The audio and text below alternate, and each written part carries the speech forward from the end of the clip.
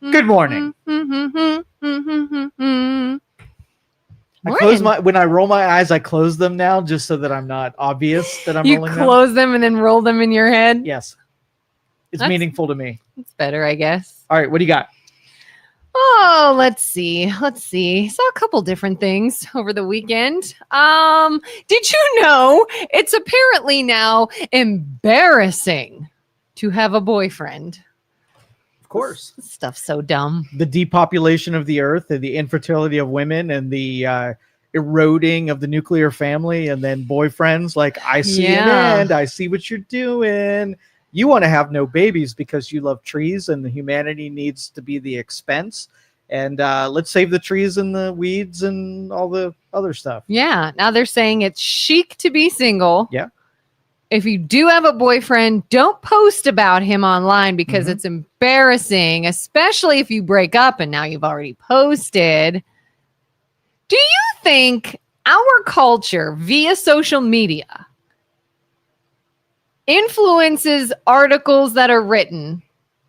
Or do you think written articles and people looking for a story and looking for something to write about influence what we talk about on social media? It deals with attention, whatever garners attention. Sometimes it's boobs, sometimes it's things you don't want to hear, sometimes it's traumatic events. Yeah. And women make up so much of the pop culture social media, especially the feminist women. So they're in control of the narratives. And so like when men go through and find out that everything's been feminized and dicks have been chopped off and, you know, no more marriages and no more having families and whatever, like men are just like, we're going to go somewhere else. Like you can have the domain of Lord of the Flies for women and go destroy it because that's what you do. And we'll pick up the pieces after it's been destroyed. But do you think it's so? There was an article in Vogue, or maybe it was British Vogue, I'm not even sure, about this. And I'm like, okay, chicken or the egg thing. Did Vogue pick this up from social media? Or do some editors say, we need a story, we need something to talk about, here's one, and then social media ran with it? It entices response. So if you say something that is boring but true versus dramatic and untrue, you're going to do the business model of people paying attention to you. Or you say the thing that I don't listen. We play this game of incompetent or nefarious, right? Is this a master plan, or is this just a bunch of dumb people that are in control of things? And I go back and forth and try to figure out which of the two that it is. And it is mostly incompetence, just dumb luck, right? So our culture will reflect the dumbest amongst us. If we give them the spotlight, the dumbest will become part of the culture. And then the smart people will be like, I don't want any part of this dumbness. And they will go elsewhere. They'll create a sophisticated, intelligent version of that. And it'll be on the underground. And it'll get no media spotlight whatsoever. It's not the point. And that's where it's really important to know in culture where dumb like gets short-term attention, but gets crushed long-term. Yeah. And sophisticates get no attention, but they do the crushing later on. So if you don't, the famous line, if you can't spot the sucker at the table, you are the sucker. This is a PSA, right? If you are doing dumb stuff and people are paying attention to it, you're going to get crushed in 2 years. Yeah. Sorry. You get your like 15 minutes of fame. And that's really it. Yeah. Enjoy it because you're going to get crushed. And I am not going to feel bad. Like I have no sympathy for people who are like, let me go show my boobs. And oh my God, I can't believe people are paying attention to me. And they're like, hey, why is my reputation now sullied and I can't do anything traditional? No shit. Like you made that decision. You took the easy fix and now you're screwed and I don't care. Like enjoy it. And how do you think it would turn out if, so in this whole dumb idea of, oh, it's embarrassing to have a boyfriend, it's chic to be single. It's almost like this attempt at like a girl power kind of movement. It is. The feminist movement destroyed culture. What happens when one comes out that men are like, it's not cool to date girls anymore? Like, screw you guys. We're going to be single. That's the equalizer right now. Because if, again, the turnabout is fair play is I'm going to say this every day for the next 5 years, right? Everything that you did to someone else will come back to you tenfold, right? Because I've 100% heard women get upset at their man. Like, you don't post me. You don't even show me in pictures. It looks like you're single on your social media. What's that about? And now the women are like, oh, it's cool to do that for a woman. But if a guy's like, well, it's not cool to show my girlfriend, so yeah, I am gonna look single on social media. So if someone went girl power for 10 years, right? And they were like, I don't need no man. I'm, strong, powerful woman. And then biology kicks in and you hit your 40s and you're like, wait a minute, I lost my aesthetic edge. Nobody pays attention to me. There's nobody that's thinking of me. All I have is my cats. I haven't created any more, whatever. And then I'm like, oh, by the way, you made a decision 10 years ago and you're going to die. Your influence is going to die with you. And everybody who didn't do that, nuclear family is going to win because that has a 40-year resiliency. You had a 10-year resiliency. Sorry you chose that, but this is basically what you get for that. Sorry. Loneliness. Lack of purpose, biological What if pressure. they're saying, I won't feel that way. I'm going to enjoy it. That's fine. You're cool with that. That's the freedoms that you have. You are free to experience all the benefits and you are free to experience all the costs. And that is the feminist movement. Like, let's get all the benefits and I want to push all the costs to somebody else. And that is sort of like mathematics does not agree with you. You will experience those and they will visit you later.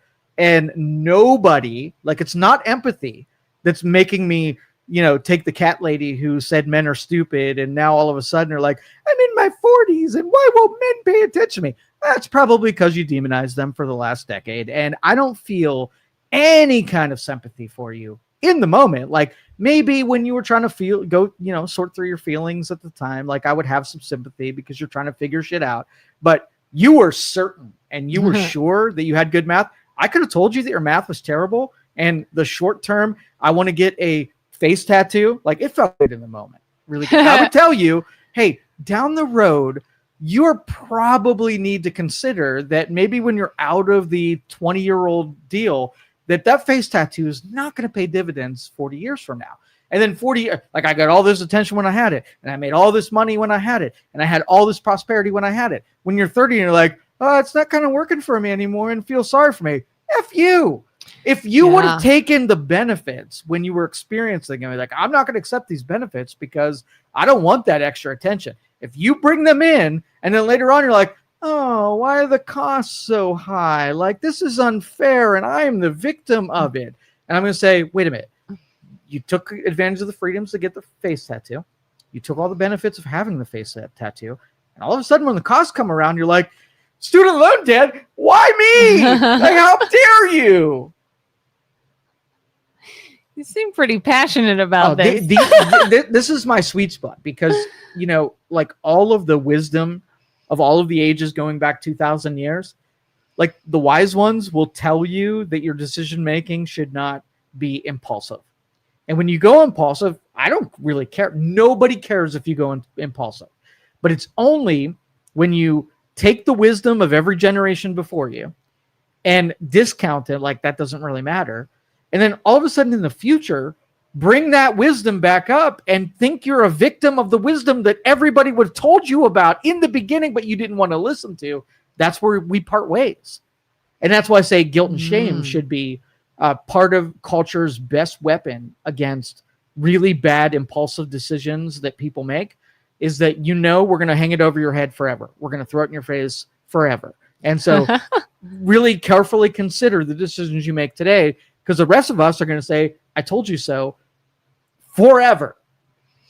So speaking of things that may or may not be true or brought on by social media, have you heard the supposed plan of people that have supposedly, allegedly, whatever, decided that they're going to steal groceries because of their loss of SNAP benefits? Yes.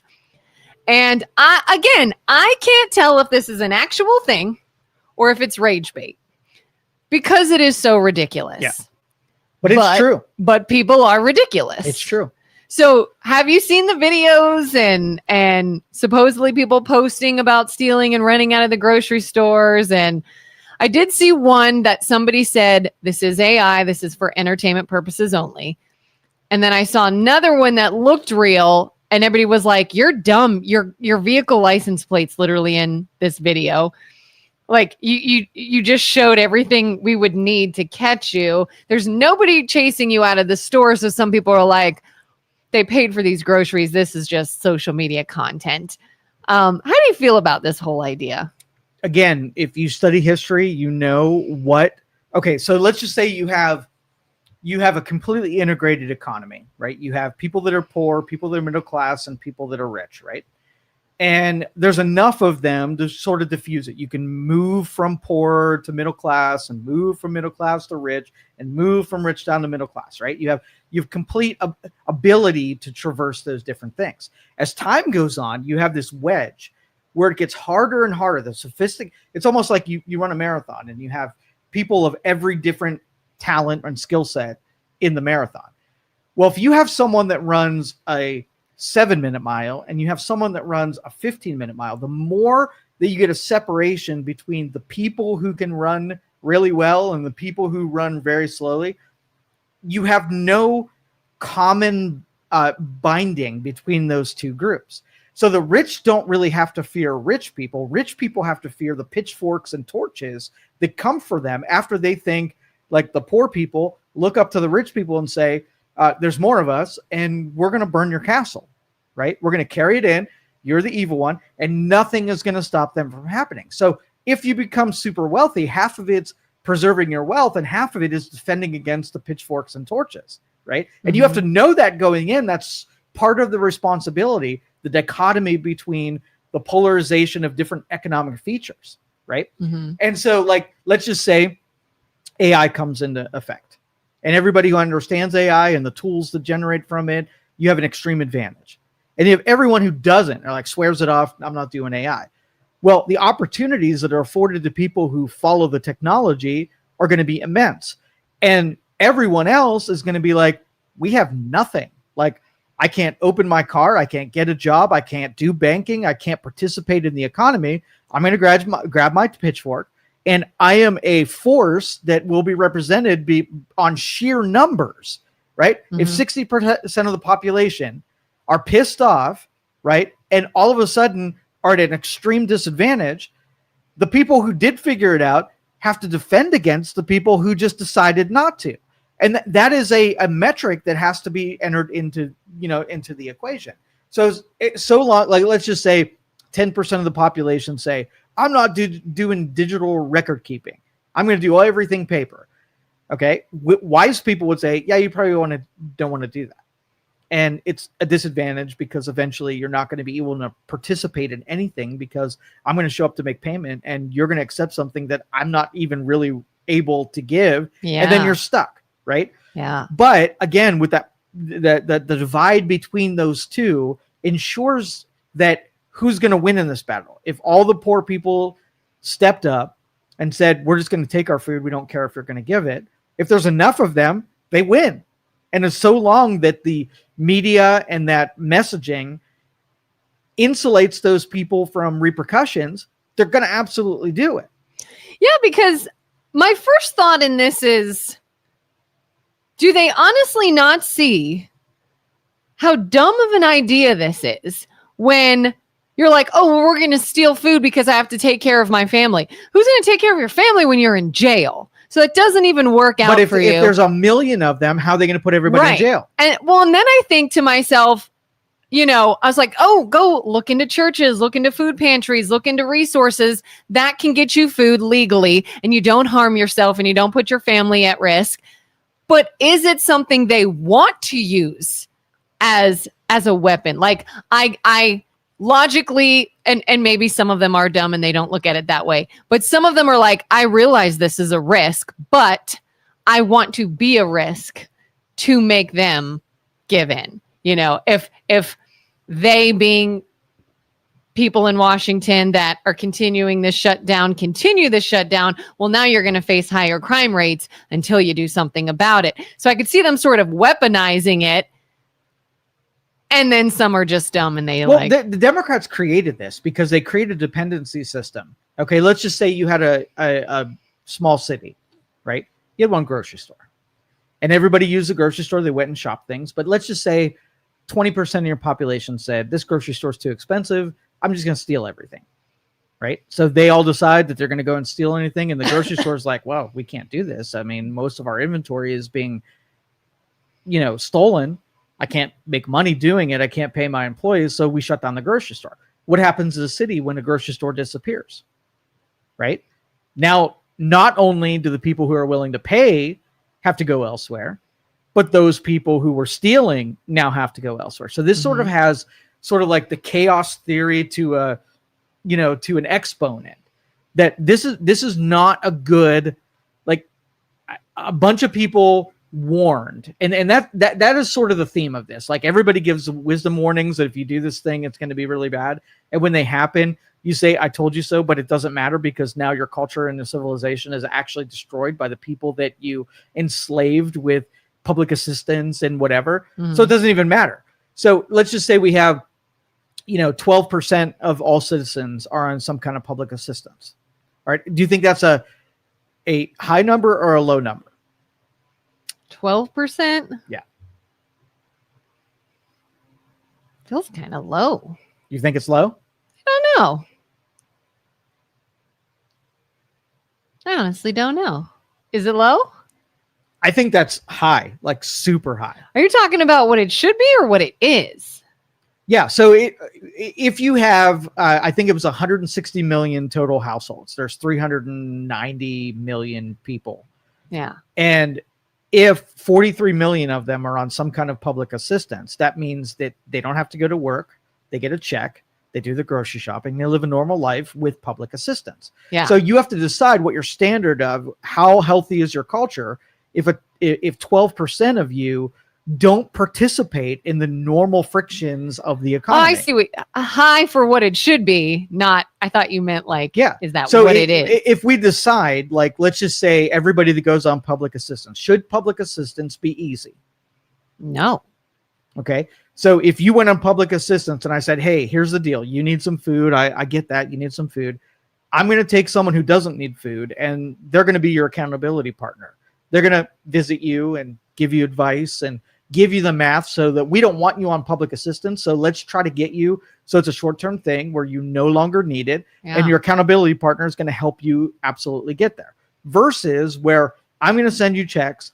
There's going to be no accountability. You can stay on the assistance forever and make a livelihood off of free. That does not have good mathematical value to it, because you have a whole segment of your population that if I pull away the benefit, you're devastated. Yeah. And I don't get why there wouldn't be, like, anybody that has ever filed for unemployment knows. I'm assuming it's still this way. I don't know. I know years and years ago I did it.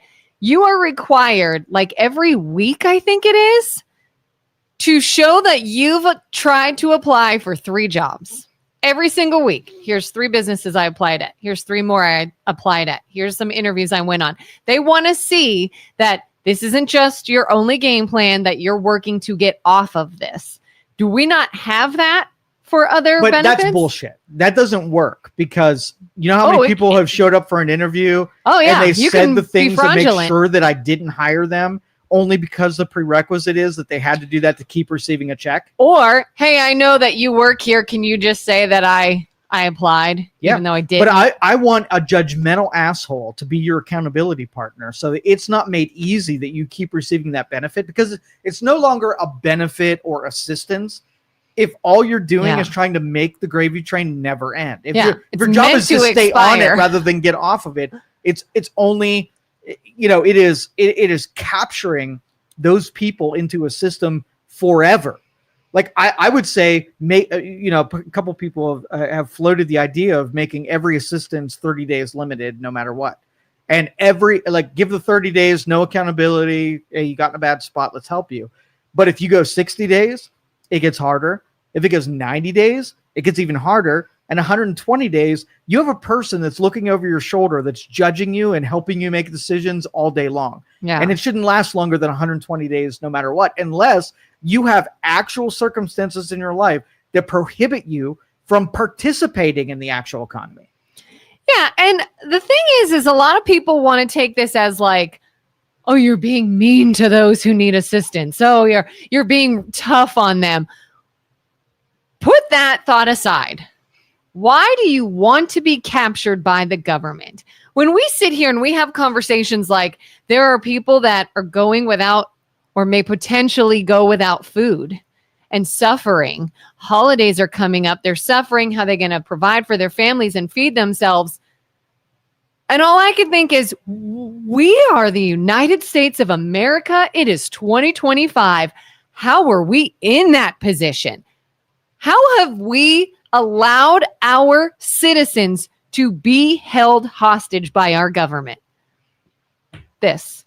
By people saying, I'd rather take the risk of being held hostage and screwed when shit hits the fan.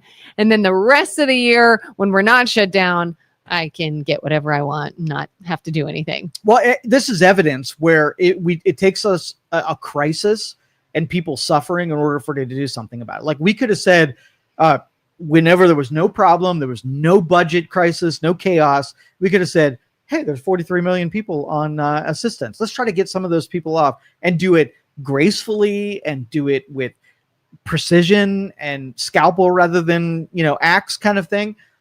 But we can't do that. We can't take something until there's a big, massive catastrophic event in order to come to our senses and say, hold up, 33 million of us are in circumstances in the land of opportunity where there is nothing but infinite opportunity around us, and these people can't figure out. Let's figure out why these people are missing the boat informationally, where they didn't know that.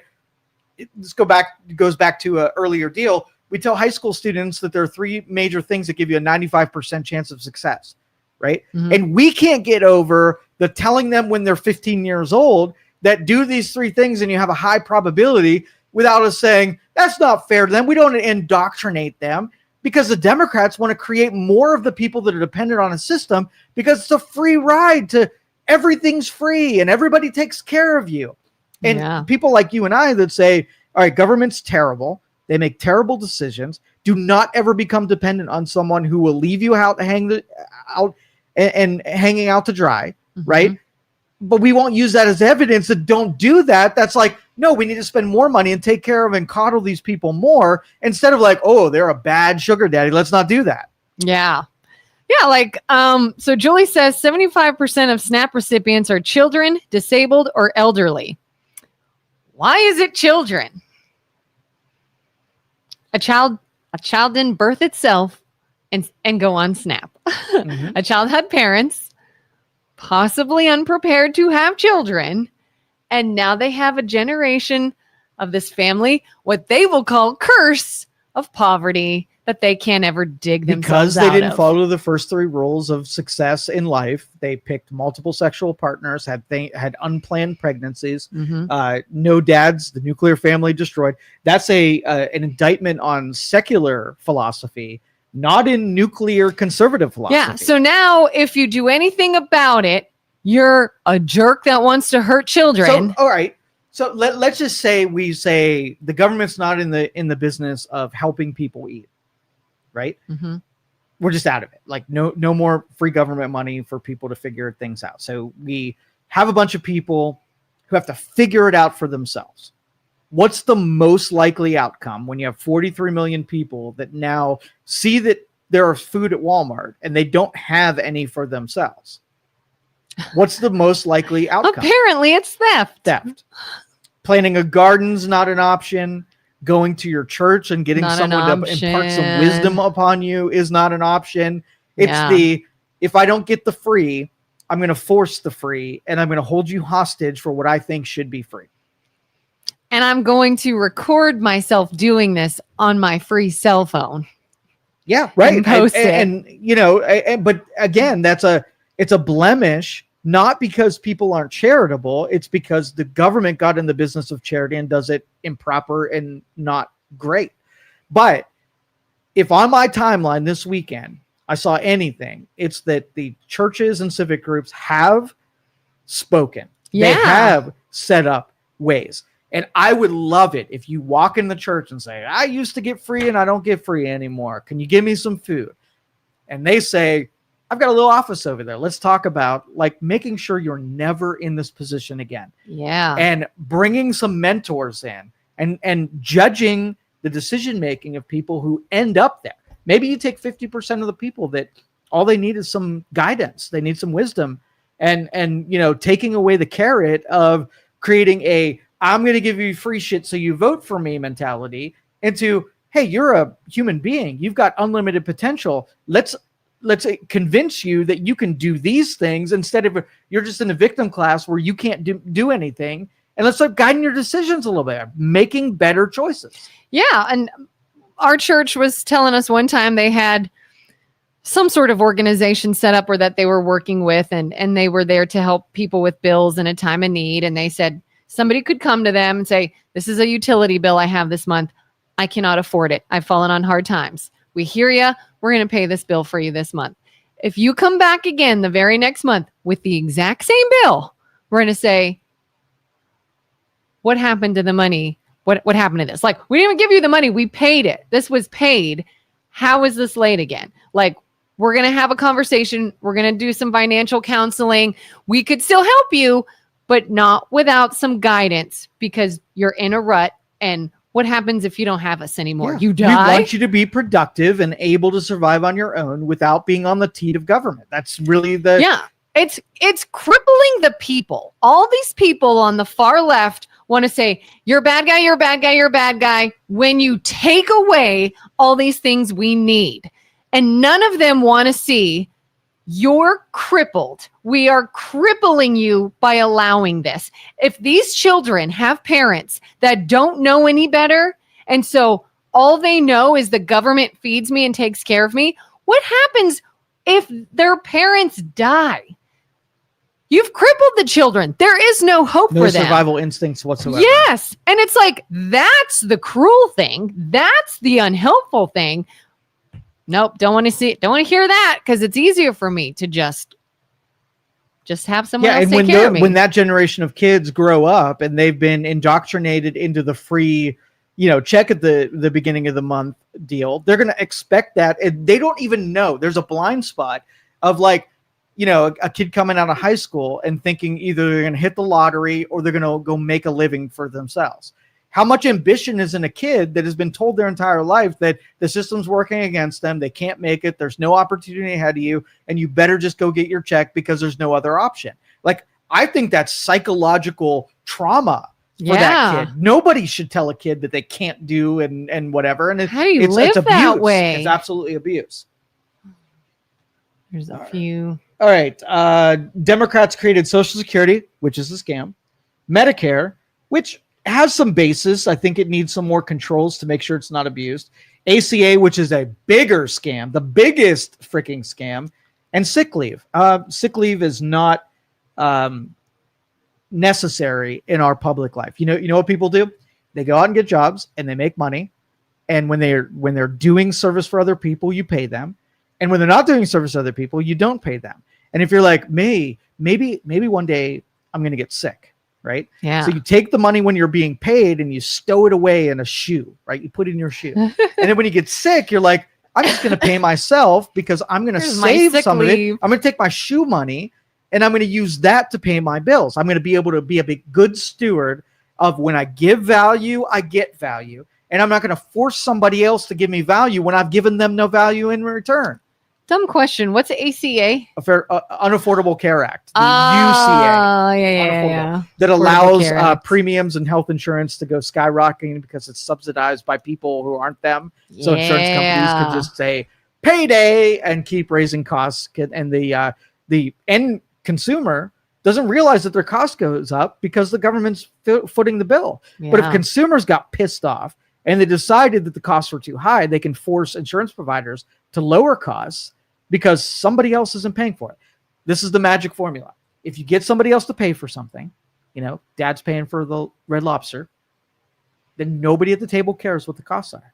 But if you make it so that everybody pays their own way, they're more deliberate in the choices they make because they're the ones that get the bill at the end of the meal. Mm-hmm. And across the board, I'm talking taxes that are paid, I'm talking benefits that are given. The Industrial Revolution made benefits happen. Do you know where benefits came from? Mm-mm. Competing industries. Like you had company A and company B. And company A was paying $30 an hour and company B was paying $30 an hour. They're like, hey, they're going to this place. Let me try to incentivize somebody to come to our place rather than your place. So they're like, hey, we'll give you X. So it was a negotiation between people that incentivizes me to choose company B over company A when they're paying the same amount, right? And now we built in these incentives where they're just expected things rather than appreciated things. And that's where things go wrong, is where, you give a government charity to someone and they no longer appreciate, they just expect it. And then you get Walmart riots where people are just stealing stuff because it's not like man, I'm so thankful that the government was giving me what I needed. And I was trying super hard to get off of this entitlement. And, now that I don't have it, I can either choose A, well, it's time for me to make it on my own, or B, how dare you take away my benefit? So when you steal the food and you take it home and then someone breaks into your house and steals your food, who are you calling? Are you calling the cops? Was that wrong? Or should you just give it to them? Well, the Democrats would just give Walmart a subsidy. And so when you steal it, it's just a new tax on the taxpayer. Rather than someone who steals something goes to jail and says, you shouldn't do that. Especially when there's a whole community of people saying, don't steal, I'll give it to you via the church or shelters or whatever. And that's the role that the church played in your village, is that it came to be the place that you came to when needs need to be met or relationships need to be had or wisdom need to be imparted. That was a respectable part of our culture. And the church doesn't play that role anymore. Nobody's going to the church for wisdom. They're demonizing religion. They're not going there when they need help with something, because the church, guess what the church is going to do if you need help? Help you? Strings.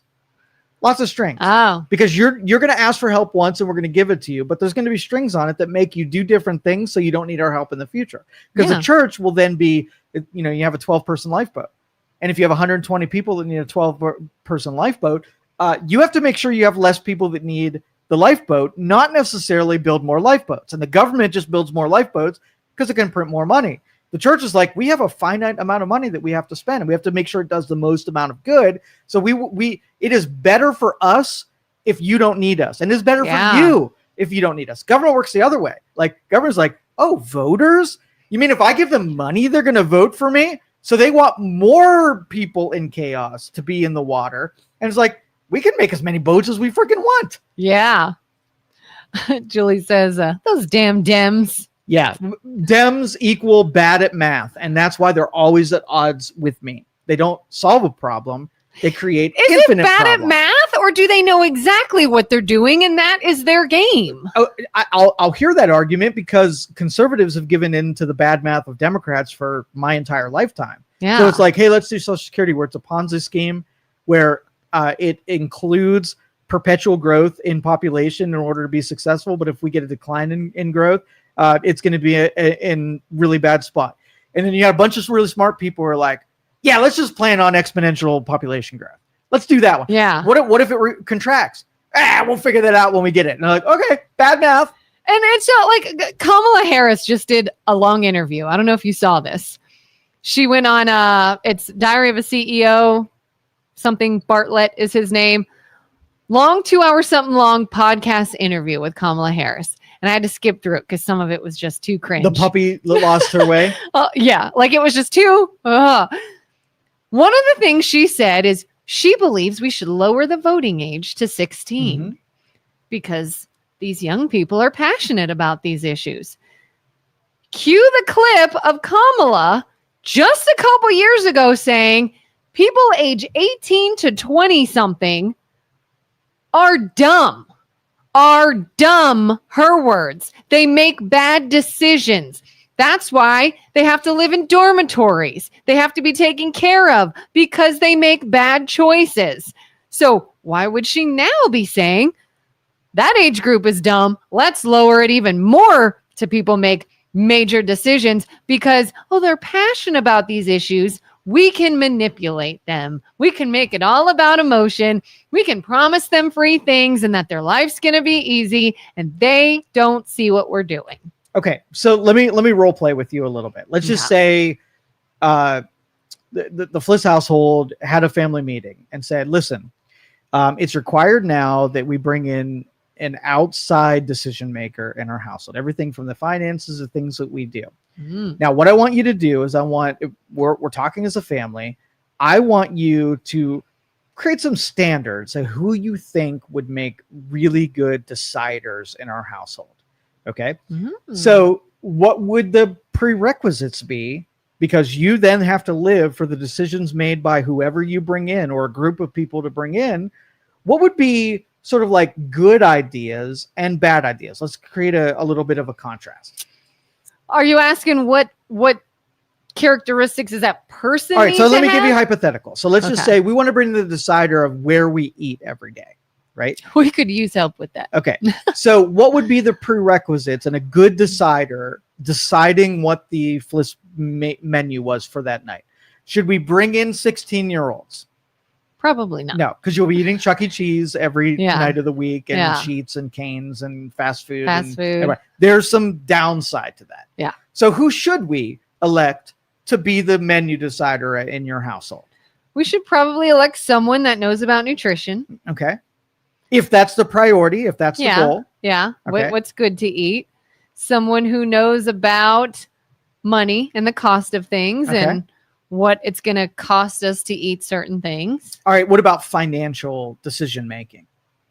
What will your standards be? Do you want young, old, smart, dumb, experienced, not experienced? Smart and experienced. Okay.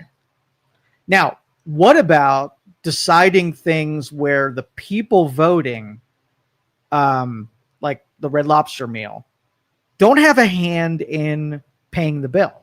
Should the people deciding where you eat be not included in the cost of going to the place? Yeah. Like there is no conflict of interest. Not, hey, I'm going to go ahead and make all your decisions on where you should eat. By the way, I own these 5 restaurants that I happen to be encouraging. Okay, so skin in the game and experience and intellect should be prerequisites to being able to make decisions in our own households because we know what good versus bad is. So let's just say you don't own property. Should you be able to vote on property taxes? Because if you vote for a property tax and it wins, and then property taxes get doled out, then the property owners feel that you didn't feel anything, right? You voted on something that doesn't affect you at all. It'd be like me leaving my town, going to the other town and voting in their town election. We know that we know the math on this. We should have people that, 16-year-old is not going to be able. What would be the inspiration, the incentive to have a 16-year-old to vote? You manipulate. You look at a spreadsheet and say, "Oh, 16-year-olds are really liberal, right? Their brains haven't formed. So the ideals of a young person are heavily liberal. The younger they vote, the better we do as Democrats. So you think Kamala Harris is going to pick, expanding, voting and giving anybody that's over 40 double votes, right? Yeah. They're also at this sweet spot in life where you're about to be considered an adult and you're going to have to possibly provide for yourself and live on your own, or maybe you're about to be considering or going off to college, and that can be very expensive, but you're told you should do this. And so maybe you need free college, and maybe you need free food, and maybe you need a free handout. It's like this sweet spot of becoming a young adult, seeing the responsibilities that cost money, and somebody being able to swoop in and be like, what if I just give that all to you? Yeah. Well, think about the deal. Like when you have a kid that's under 18, you pay for everything, right? So they get a free ride up until they're in your household. And then colleges are like, we're going to give them a free ride from the time they're 18 to they're in their 20s, right? Mm-hmm. And then social services are going to then extend free. So you can literally go from birth to death, having not paid anything into the system, not given a net value or net gain to the entire system of complete freeloader from birth to death. There should be a point, like all of us would agree, like let's give people a sampling, give them some education until they're 18, and then 18, you're on your effing own. And if you win, cool. If you lose, cool. But it's on you, not on me. I'll give you all the information up until you're 18, and then it's on you. as a parent, if you know that your child up until the age of 18 was handed everything and you're now gone. Do you trust Done. they're going to be okay? No, not at all. I got to go pee. So you're going to read some comments. Okay, let's see. Brian says, the government is in the business of buying loyalty, therefore votes. By offering these programs with no checks and balances, it promotes lifetime's worth of abuse. Exactly. Lifetime worth of abuse. And I'm seeing it as two different things. You've got the people that abuse it, meaning maybe they don't necessarily need it. They can survive without it. They choose not to. They don't want to actually work hard and they are abusing it. Then you have the people that have just been crippled by it. They don't know how to get out from under it. The handout is all they've ever known. They've now been crippled. And when the system fails or shuts down, they are now screwed. And nobody wants to look at that aspect. It's you're a bad guy. Or you're assuming everybody's abusing this and they're not. They're children, they're elderly, they're disabled. We're not assuming everybody using it doesn't need it. We are saying, let's not cripple our citizens by giving it to them unnecessarily and keeping them in this mindset and in this rut of not being able to provide on their own. I don't think it's good for them mentally either. I don't think somebody has a sense of value or self-worth and strong mental health if we paint that picture and give them that mindset. Brandon, hey, my mom was a single parent and in assistance her whole life. Most of my siblings now work the system, but my brother and I are not on the system. My sister is trying to do for herself. It is possible to break generational government assistance. Yeah, I'm Brandon. Exactly. That's awesome. There are people that needed assistance, people that maybe will temporarily need assistance. That's all fine. But like you said, break that. I've seen family members too that go on it and can't break it or don't want to break it. And then they're stuck. Brandon was just talking about he had a single parent, was on assistance her whole life. His siblings are now on assistance, but he and another sibling were able to break it, break that generational government assistance curse. Is it a curse or is it just breeding bad decisions one after the other? Well, and I get a lot. This is probably the topic that I get most pushback from friends because it feels dirty when I say it, but slavery is still around. Okay. So if you profile what slavery was when, how do you become a slave, right? You get bought into a system and then all of control and decision-making is taken away from you. And you could be born into that where you're just a child of a slave and you too become a slave and you don't have those options. Well, slavery light is when your options are controlled by a system, right? That keeps you in servitude to that system. So what do you have to do in order to keep your safety in slave light, the United States of America, right? You have to be convinced that there's no other option. So somebody tells you that you'll get electrocuted if you run through this fence. That keeps you on the perimeter. It'll tell you that the system's rigged. So even if you get out there, you're going to be killed, right? And you're not going to be able to make it out there because the system is going to slight you. So really, a whole part of the population is under the suggested delusion that even if they break out and go do it, it's so stacked against them that they can't do it even if they tried. That keeps them on that metaphorical plantation and always crying and complaining about it, right? Because they're thoroughly convinced that they have no choice otherwise. You ever hear about that really cool study they did? Oh, it was on an animal. I can't remember. I don't think it was rats, but there was an animal that they would let run around like a piece of paper. And then they would make it stand still and they would take a pen and draw a circle around it. And the animal wouldn't move anymore because it believed it couldn't get over that line. And it was like, it's just a pen. Step right over it. And the animal didn't know that it can still move.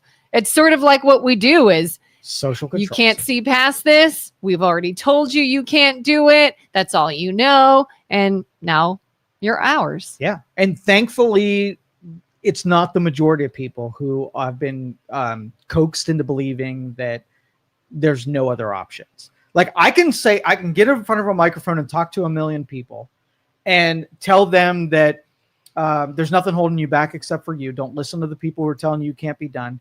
and there is infinite opportunity ahead of you, right? Half the people will say, yeah, you're absolutely right. I've got a taste of that. And that's absolutely true. Half the people will argue to the death that you cannot, and how dare you, and what about this person, and you're what about this heartless. circumstance, and how, Yeah. right? So they will, it's that same dilemma, right? Yeah. I have a hostage. I am a hostage, and I will defend me being a hostage because I'm too Too far gone, and yeah, I'm too egotistical to think that I'm a slave. No, I'm not a slave. You're just a bad person for suggesting that I'm being held against my will will against a bunch of the victim industry who wants me to stay concentrated right where I'm at. And you all should take care of me. This is what these people should do. And we should have a good life, and you should be willing to give it to us because that's our right.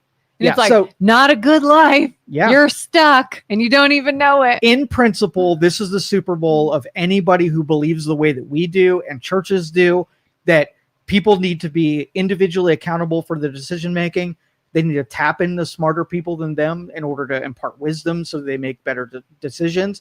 And the safety net has to be extremely torturous to be there, where everybody's willing to help someone that gets in peril because it happens to everybody, and you really remember that forever. It becomes a core memory when somebody helps you out of a bad spot that you didn't intend to be in, and you're just a victim of circumstance. Mm-hmm. But if you get too many of those, and the safety net is just as desirable as not having the safety net, then would you begrudge people that just live on the safety net?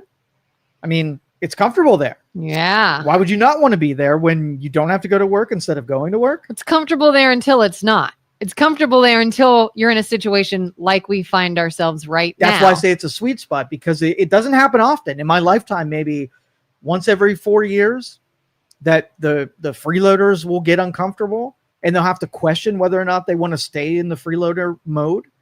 Right. Mm-hmm. And I'm not talking everybody. We're not talking about the examples of people who really don't have any other choices. There are those amongst us in a scaled civilization. You have a percentage, like single digit percentage of people just can't help to be where they're at. But everyone else is taking advantage of the system like they do every other system. And it's because we have that population. We have that population that truly needs it.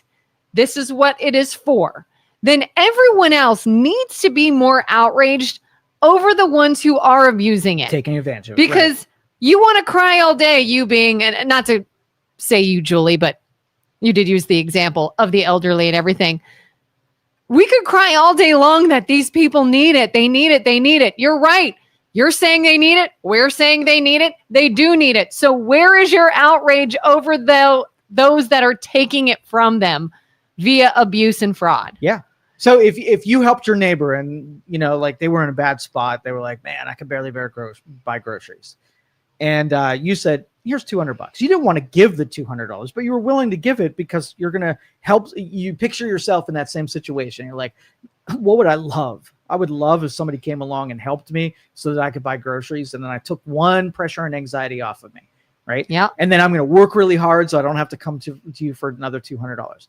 What if that person like went on a vacation the next week and you were like, dude, I gave you $200 and why did you just go on vacation? Yeah. Oh, I got a new check. Everything's cool and whatever. That diminishes your charitable nature when you see someone who obviously thought that was terrible optics to ask for a handout and then do something that is a premium, like a luxury. Like that hurts. And my husband and I have been in that position where we weren't asked for a handout. This was somebody that was not asking anyone for something, but had made it known that they were in a bind, in a difficult situation. And we took several days, my husband and I, and we discussed ideas of what can we do? What can we give? What can we do to help temporarily? And just before we acted on it, we watched this person come into some money. We're very fortunate. Something happened. They got a bunch of money. And do you think it went to bills or groceries or gas or everything they said they need? No. They blew it. And I went, because that's human nature. That is absolute human nature. Yeah. Everybody in your community who has impulsive decision making or doesn't have intellect enough to be able to prepare needs someone like you to coach them, to tell them how to make better decisions. I so badly want to be like, Do you remember the other week when you were saying you don't know how you were going to pay this? Now you know. Mhm. You're not going to go and order something or buy something or have fun with it. You just needed this paid for. You would pay your essentials and put the rest in a boot. And that way, if you knew something came up, then the money in the boot that you saved would pay the peril in the future somewhere. Yeah. That's what everybody freaking does, and it's good. Makes good mathematical sense. Our tax dollars have already been spent to fund SNAP. Reps want to punish people by not paying it. I believe you're talking about the $5 billion emergency fund that the Department of Agriculture puts away for an instance of chaos, right? Something bad happens and you need to dole that money out. It's an emergency fund, right? Mm-hmm. If your emergency fund, if you use your emergency fund, you got to be able to justify that it was an actual emergency. So you have to make the argument that the Democrats in the Senate don't consider it enough of an emergency to be able to, vote for the continuing resolution. Mm-hmm. Then why should the Department of Agriculture consider it an emergency when they don't? They're the legislature. Yeah. And would you consider us in a state of emergency? And that's a good question, because I think about the what ifs. If I had an emergency fund, and it was like, okay, you have a hurricane or wildfires or something come through, we're going to use this money for X. And if you say, hey, I want to use the emergency fund, and okay, I'm going to say that's going to buy you 19 days of filling in whatever person, because that's the actual math on it. What do you do if there is an actual thing that's out of your control? This is controllable because all you got to do is vote for it and then it's refunded, right? An emergency would be if you had no options. There's no way to get it funded. Yeah. Now use the emergency. Chuck Schumer is the guarantor of emergency funding, not the Department of Agriculture. It's not like there was this act of God that occurred, right? And everybody's on the same page and there's truly nothing we can do. There is quite literally about 6 or 7 people that could end this. Yeah. So I feel the same way the Strategic Petroleum Reserve. Okay. So they warehouse a bunch of barrels of oil. And let's just say we get embargoed by one of our enemies and they cut off our oil supply. We have enough in reserves to be able to fuel consumption in the United States for a period of time to let politicians buy ourselves out of the product, find new funding sources so that we don't have a disruptive economy. It's for a specific purpose.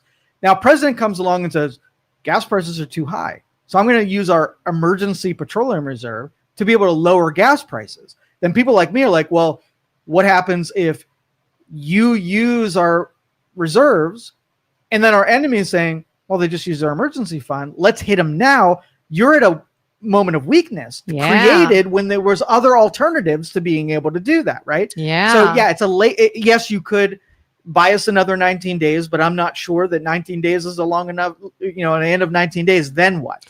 Yeah. And I would even say, show me where the people then have exhausted all their other resources. Like we've been saying over and over again this morning, go to local churches, go to food banks, go to nonprofits, go to whatever.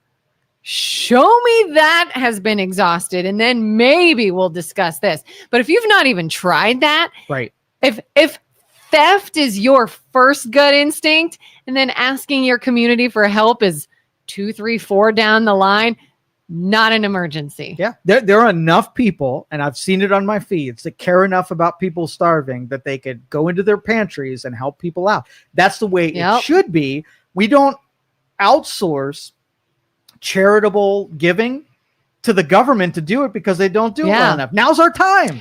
I talked to one of our pastors just yesterday, and I told him, I said, hey, by the way, I know that you guys have been talking a little bit about helping people and during this government shutdown and what people need. And I said, so if you guys need volunteers or somebody to go out and do something, let us know. Like, what could you use help with? And he said, honestly, I've had more people come and say that than I've had anyone asking. Yeah. He's like, we are good and ready with a whole bunch of people ready to act, ready to go, ready to give whatever is needed. We need people to come to us and ask for help. And again, like, this is only day 3 of when the benefit should have come in and hasn't yet. So it's going to take a long runway for those people to figure out that the government's not here to help, and let's let me go out to. But if churches are readying for that onslaught, and people decide that church is better than stealing from Walmart, then we're going to erode some of those. Maybe at the end of this, we have 20 million people on food assistance because the other half of them now are doing it and getting their assistance in other ways. And that is the best outcome of this, is we get people off of that tit. Yeah. Brian says when public assistance becomes public entitlement, and that's more time, human nature will always exploit systems. It's just part of human nature. And so if you make something short term, it usually works out pretty well. The longer something lasts, the more it's exploited and the more people get on it that shouldn't be on there. So I would say public assistance short term, good. Public assistance in perpetuity, bad. But then what we do too, and by we, I mean our government officials, will take something always intended to be short term. And when it stops, point the finger and say, oh, you took this away. What do you mean? What do you mean? Well, I took it away. We all agreed this. Here's the end date. It's done. Look at everybody who was using that. You took it away from them. Carter says Fetterman is the only Democrat senator that has common sense. All non-issue of Democrat vote to pass the bill. And that's the inevitability. Like, really, within the next 2 weeks, I see something happening. And just know, Democrats, that if you would have just voted for the continuing resolution, it would be right about now expire, later in this month expire. And then you would have gotten the legislation, at least in the conversation about the Unaffordable Care Act and all the rest. So the time that it's taken the shutdown, you could have been at the finish line by now. So Julie says, beat down the poor and give it to the rich. Is that your philosophy? Julie, give what to the rich? Julie, I'd love to hear how you got to that. How did you take a single thing that was just said in this past hour and translate it to beat down the poor and give it to the rich? Nobody said that. Nobody even almost said that. Please tell me what sentences you heard and how you made that jump, because nobody said that. Billie Eilish. Billie Eilish. Billie Eilish. Right. Lectured the billionaires about why are you a billionaire? Like, give your money away, So the overall philosophy is that, if you want the billionaires to be, taxed out of existence, then this is your moment. And here's what's interesting. I saw that video. I saw Billie Eilish say that. Eyelash. If you're a billionaire, why? Give your money away. And I got curious and I said, do we have just a bunch of greedy, money-hungry billionaires that are just being selfish? So I did a little look up and looked at different billionaires like Warren Buffett and people who are truly considered billionaires. And what I found is they all have given away millions and millions of dollars through charities, philanthropic organizations. One person, I didn't know who it was, but apparently is a billionaire, has given away like a whole percentage of their net worth every year. You hear artists do it. You hear Billie Eilish gave away so many millions. Taylor Swift gave away so many millions. You don't hear when the evil billionaires do it. Did you hear about the evil billionaire that just offered to pay military pay out of their own pocket and they chose to remain anonymous? Except we figured out it was Mellon. It was who? Mellon. Oh, yeah. So here's another bullshit tactic used by the far left to keep us fighting instead of looking at what they're doing.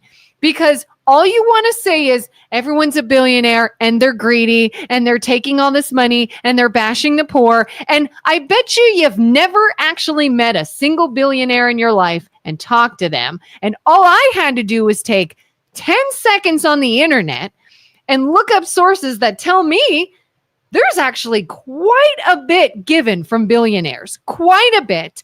And my biggest point is, who are you to tell someone what to do with their money? Who are you? Well, I said this is slavery light. Like, it's not about persuading people to do the right thing. Like, I'm not going to go force a church to give food out to people because I need to persuade, not coerce. Democrats, they are the plantation owners of slavery light. They want to control the behaviors and decisions of other people, right? Mhm. So I want to be able to go to Jeff Bezos, and because I disagree with what he does in his decision making, I want to be able to decide for him, force him into giving up more of his money. Why? Because it's a trough of value. If I could just take his trough of value, then I could give it to the Democrats over here for free. I don't put any stipulations on them. I'm like, I think that poor people shouldn't exist. In a prosperous nation like the United States, poor people shouldn't exist. And I will motivate them so that there's less of them. But I'm not going to coerce them. If you want to be poor, it is your freedom to absolutely make any decision, so long that you don't force me to do anything. So that is the philosophical divide here. Telling people what I'm going to force you to do versus giving people the freedoms to make choices. And if they work out, it's yours. And if it doesn't work out, it's yours. I did see someone too. I don't know who they were. They commented on Billy's comment and they're like, interesting. I see your next concert is being held in this city, which is known to be a pretty poor area. And your tickets are $129 a ticket. Why would you charge so much? Why don't you put on the concert for far less so people could come to it? Oh, that's right. You want to make the money. Well, a headline would be Billie Eilish holds a concert, makes $50 million and donates $49 million to somebody. End of story. And everybody like, oh, that's look nice. at this generous deal. But couldn't help themselves because the liberal tendencies come out of their face hole. Yep. And now they take a biased, ultra part. Wasn't inspired. I could have been inspired by it. So you had a moment to be able to motivate other people to do good things. Mm-hmm. And she squandered it by then lecturing billionaires and created sort of like a political wedge between economic and political wedge between the have and have nots. Yep. I read something this morning that supposedly Jennifer Lawrence said. I say supposedly because I don't trust anything I see on social media anymore. But supposedly Jennifer Lawrence said, there's a lot of speaking out she would like to do about politics. She's clearly not a Trump fan, but she has said, I've got to be very careful on what I say because I'm seeing that, number one, it hurts my craft. I don't want to turn someone off to the arts and film because they now can't get past something I said. Right. If I give my opinion, you hate it. I've now ruined all those films for you, and I don't want to do that. Mm-hmm. And I agree. There are movies that I've not seen because I see the actor differently now. I don't want it to be that way. It just is. It's human nature. And she sees that, and I agree with it. She also said, while I would love to give my 2 cents and speak out against all kinds of stuff I disagree with, that's just adding to it. It's just further dividing. It's just not everyone's going to agree with what I say, and it will induce fighting. And I just don't want any more of that. And I'm like, good. Then be quiet. Yeah. But people can't do that. Yeah. And I don't mind entertainers if they shared their, politics early on and they made it anyway, then they're not like holding you hostage. But let's just say you showed up and you supported them when they were completely neutral. But now that they had you there, they were going to pummel you with their political beliefs. And then you would feel completely hoodwinked. Yeah, like I saw Lizzo, again, saw it on social media, so it may or may not be true. But I saw something that said, Lizzo said, if you voted for Trump, do not play my music.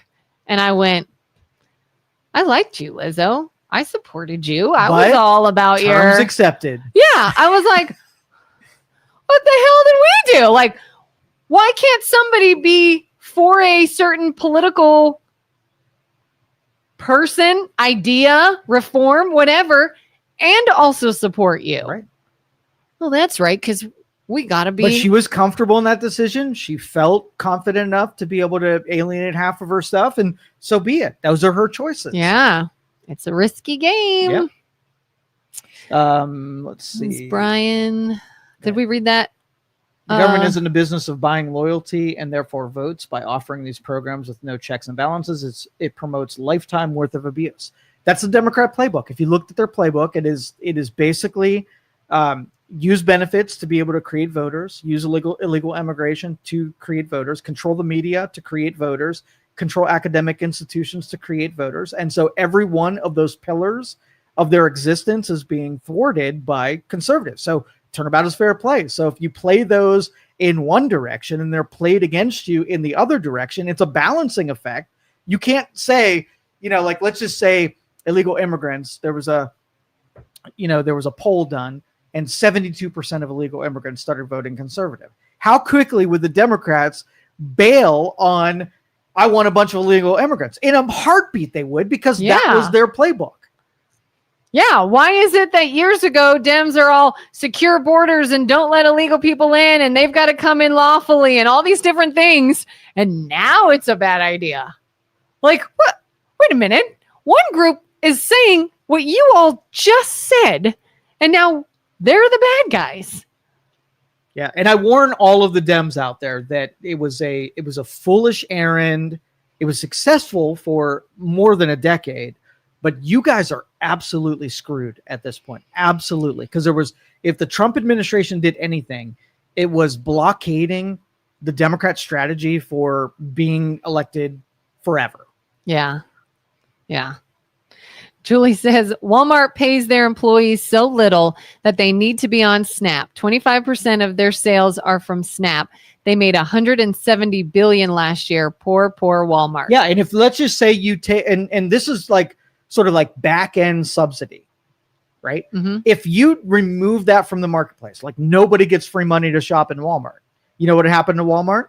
They'll recalibrate to the customers that do show up. So when you introduce inauthentic economic activity, then the marketplace responds to whatever it's being presented. You take that away, Walmarts don't go away.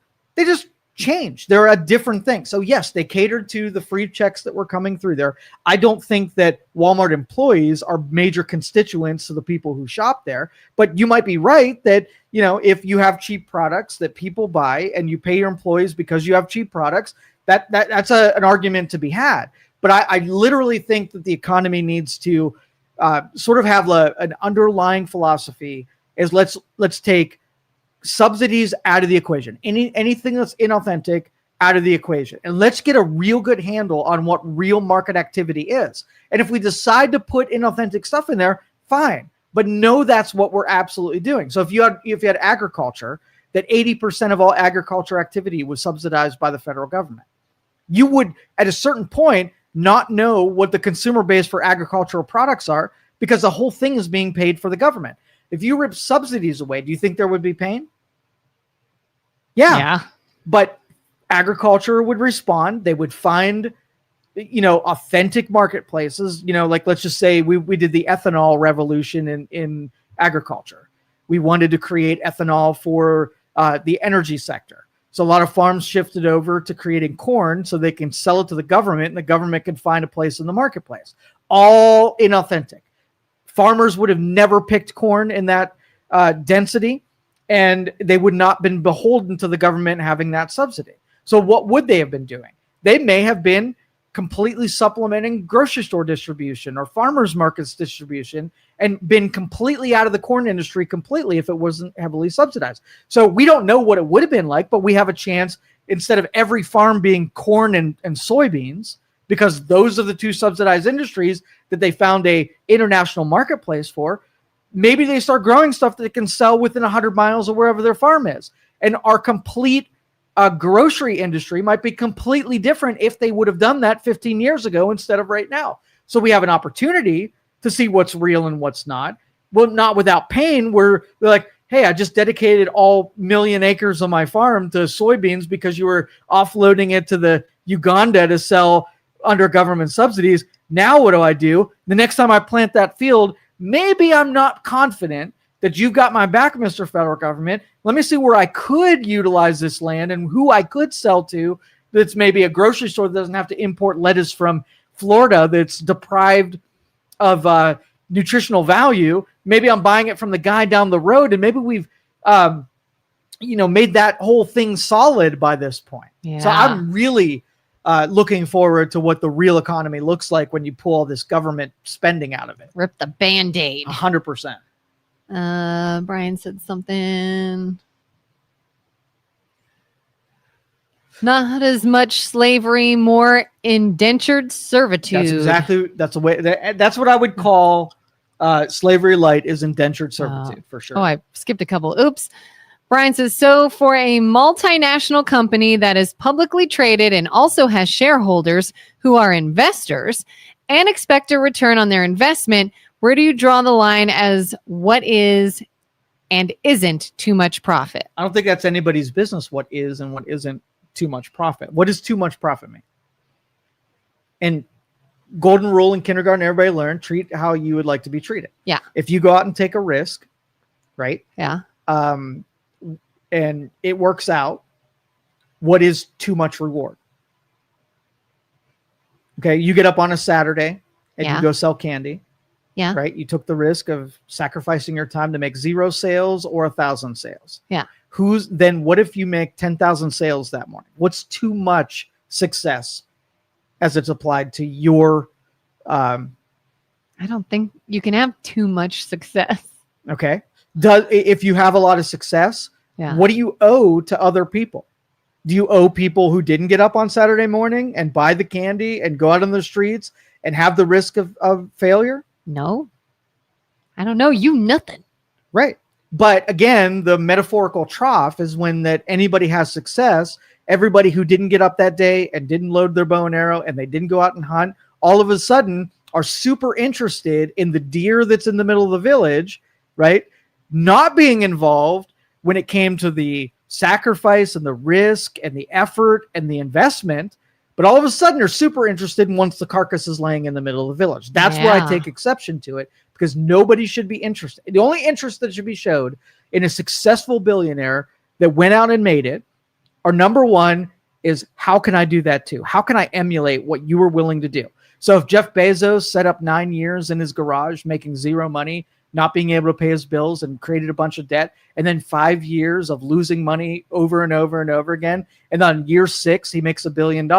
Like, do you want to visit him on year 6 where there's struggle and sacrifice and 0 confidence that you're going to make it?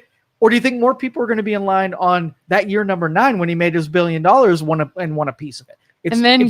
Why do you have $1 billion? Yeah, exactly. Now, the argument I will hear from that crowd is if you have a sweet deal for enterprise where there's inauthentic gains because of the same kind of, social giveaways to certain companies. So if there's a company like the pharmaceutical industry that the only reason they make billions of dollars is because of sweet deals from the rest of the system, I will listen to that, make it authentic, make it so that you go out and sell your product and you might have a day that sucks.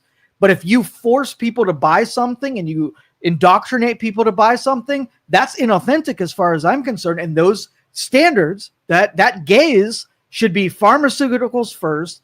And then secondly, the Walmarts, which your participation is completely on demand. You can choose to go to Walmart or you can choose not to go to Walmart. I'm not going to force you to doing it. But where do you buy your prescription and who benefits from it is basically given by your doctor, pharmaceutical, and insurance companies. You didn't pick that brand. Yeah. Right? It was picked for you, and they benefit when everything was against your will. You need competition. That's the true corruption. That is absolutely the true corruption. So I will take that crosshairs and I will put it at any time anybody's been given a sweet deal where they are insulated from risk, right? But get all benefit. And that's everywhere across the board. Yeah. And we're halfway through that game. So half of the businesses that could be playing the straight up game where it could be feast or famine like everybody else. I'm going to take a portion of what they do and exclude it and get Walmart operating, get Target operating, get pharmaceuticals operating where they get to share in the risks of the rest of us deal with. So I'm open to that part of the argument. Yeah. Carter says having a job at Walmart is better than not having a job at all. Nobody puts a gun to anyone's head to work at Walmart. Exactly. Mm-hmm. I call her Billie Eilish too. Yes. Thank you, Patricia. How many millions are going to Trump's ballroom? His inauguration, his $1 million dinners, his crypto scam lobbyists, etc. Yeah, they're spending a lot of money in this deal, and I'm glad that we have a person that has a good relationship with big money to attract big money. Yeah. Voluntarily. Nobody made Mellon give to the military. Nobody made give someone give. That's what kills me is people go, oh, it's his ballroom when all these other people are hungry. First of all, the taxpayers didn't pay for the ballroom. He took care of it. You didn't have to. It's no skin off your back. Second of all, if Trump uses this ballroom to hold benefits with wealthy billionaires and deals are struck and money goes to things that you then utilize, are you now mad about the ballroom? I want to know if a deal is struck with a billionaire that's now spending money for something that benefits the American people, and that deal was made over schmoozing in a new ballroom. Do you take that benefit, or do you say, no, I'm not taking this. It was a deal made in that ballroom, and I'm not accepting that. Doubt so it. the slaveholders, the Democrats are the slaveholders, right? Mhm. There's two philosophies. There's involuntary, where I'm coercing you to do something, and there is voluntary, where I'm allowing you to say yes or no, right? The slaveholders, they want to always control what you do. And you always know if you're talking to the slaveholder, whether or not they're like, was this decision forced upon you, or did you decide to do it? So if a billionaire voluntarily gives money to the military, nobody put the gun to their head, nobody held them hostage to make that decision. If you're like, Jeff Bezos makes too much money, and I'm going to coerce him to give his money to me, you know you are on the plantation slaveholding side of things. If you're like, hey, and this would be cool, right? Hey, Bezos, you make a lot of money. Would you like to give $9 billion to this? And then Jeff Bezos can say, yes, I would really like to give to this, or no, thank you. So you go up to the register and they're like, would you like to give a dollar to starving kids? You have a choice. You can say, like me, I say, no, thank you, right? And you have other people who are like, okay, thank you. Yes, go ahead and add that to my bill. That is the relationship that you have with other people. If it's like, hey, you're at my restaurant, we are adding $1 to your bill to feed starving children, and you don't have the opportunity to say no, it is not persuasion, it is coercion. Yeah. Man, I don't think calling Democrats slaveholders was a popular thing today. So the same amounts that we spent for all the other presidential remodeling of the White House or their multiple vacations, et cetera, but you won't be open-minded enough to see past your TDS. Yeah, and honestly, if it was across the board where somebody says, I don't like government spending, and then you were just like, I hate when they spend any dollar, then I could listen to you and say, yeah, there was dollars spent that cost the taxpayers and blah, blah, blah. But the people who are like sometimes okay with government spending and then sometimes it's not, it's only when it lines up with the person you didn't vote for, when you're really critical of like, he went on a plane and it cost $40 million. I'm cool with that as long as like Biden went on a plane and it cost $40 million and I oppose that one too. Then it's principally based and I'll hear it. Like if someone's like, I don't want a ballroom. And it could be like, hey, we've elected a businessman that I'm sure schmoozes investors over parties. It's not a new concept, has happened for years. That's what we now have in the White House. And if there's outrage over that, was there outrage with like, hey, I want a basketball court. Hey, I want a movie theater. Bowling alley. Hey, I want a bowling alley. Hey, I'm going to do a new garden. Hey, where's the outrage for that when those things are specifically for the family? Yeah, you can join me as a libertarian where I think when it comes to public service, they should spend the bare minimum to be able to do their mission statement that's hanging on the wall. Anything that's a luxury, marble floors, gold fixtures, whatever, it should be the same shit that you would get at a hotel. That would be a good steward of our tax dollars, when the people making the purchases aren't like, when it's for the people, we give them luxury, and when it's for us, we do the bare minimum. I would have respect for that. But it's not like government in my entire lifetime has ever been frugal with the money that they spend on their pet projects, right? Yeah. So join me in saying all pet projects, like, hey, we want to do the Green New Scam, right? Let's be really frugal with the money that we spend. We're not going to give it to somebody who $40 billion to a solar panel company and expect them to build 2 solar panels. That's extravagant. That was really irresponsible to be able to do that. So I would listen to you, but you're inconsistent with when you decide to be frugal and when you decide not to be. Yeah. So join my side. Government sucks. It's terrible. Limit the money that they can spend because they're terrible decision makers. And now you're a libertarian. Yeah. Brian says, answer me this, and this may open everyone's eyes to your view. Who is responsible for the current government shutdown? I'm not playing this game. I'm not. That's just going to be a fight. Here's my opinion.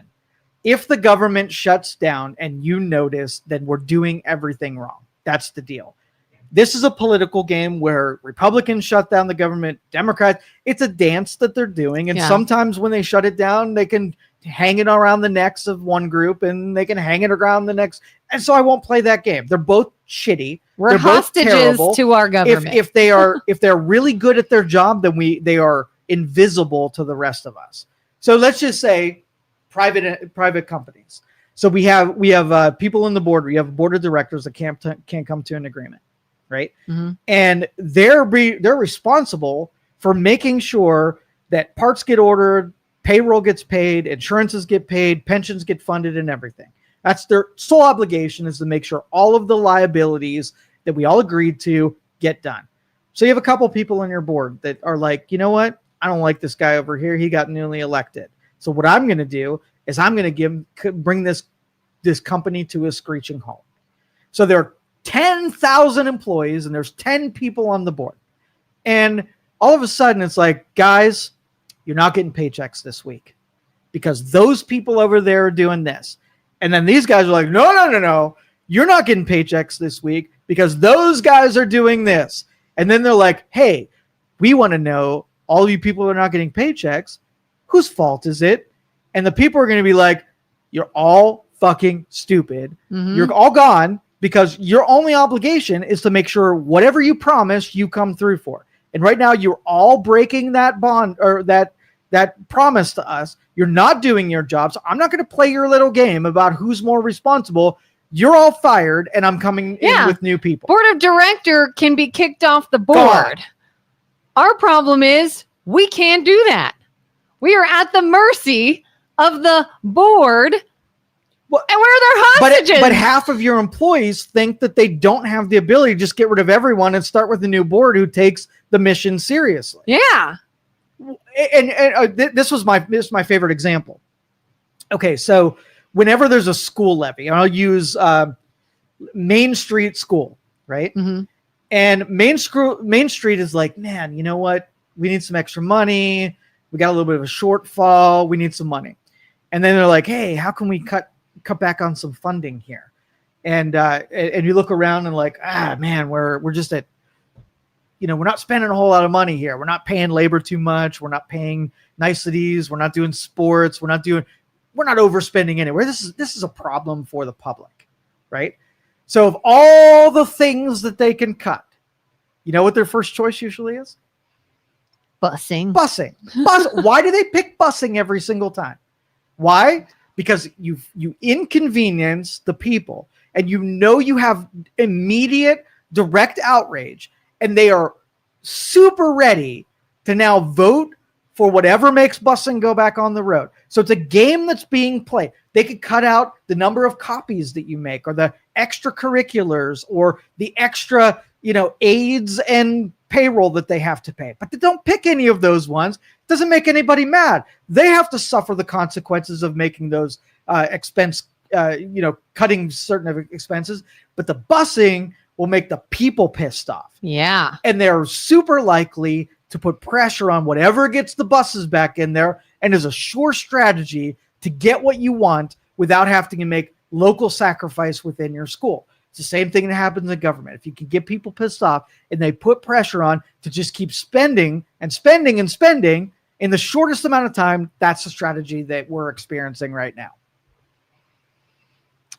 Matthew says, Brian McHattie, Brian McCaddy, Repubs, they refuse to solve the dilemma on public health care. Yep. Would you went anywhere near public health care at this point? Would I want? Yeah, you're an engineer. You get sent to Washington and say, solve it. Would you want any? Why? What It feels futile. Like, what are you going to do? Come up with a really good idea, throw it out there, and watch it just get bashed or ignored or voted because down? Really, any way to solve it is impossible. Like, right. You can't solve it in the way that it needs solved. Nope. All it can either become is the shitty version of it as it's right now. So the Republicans are fighting for the shitty version it is right now, and the Democrats want it to be completely taken over by government. So you got two terrible options, right? Of the only potential in something getting passed are those two terrible options. I don't want anywhere near it. Yeah. Because we don't have a system that is fighting for the best idea or the best game plan. We have two people fighting to be the winner. I just want to win. I want to be in power. I want to be the administration in power. I want the votes. I want this. That's the fight. It has nothing to do with what actually makes sense, what's best for the people, what we should have, or any direction we should go in. None of that matters. None of that matters. We are literally pawns in a bullshit game between two sides. Yep. So if we just status quo it and let healthcare be broken for another 10 years and give the wisdom on everyone else, the system sucks. Do whatever you can to be outside the system. And politicians, give us some alternatives to compete with your broken system. Through attrition, let's get as many people out of that system as we possibly can, almost like the SNAP and EBT. Get as many people away from your brokenness as we possibly can.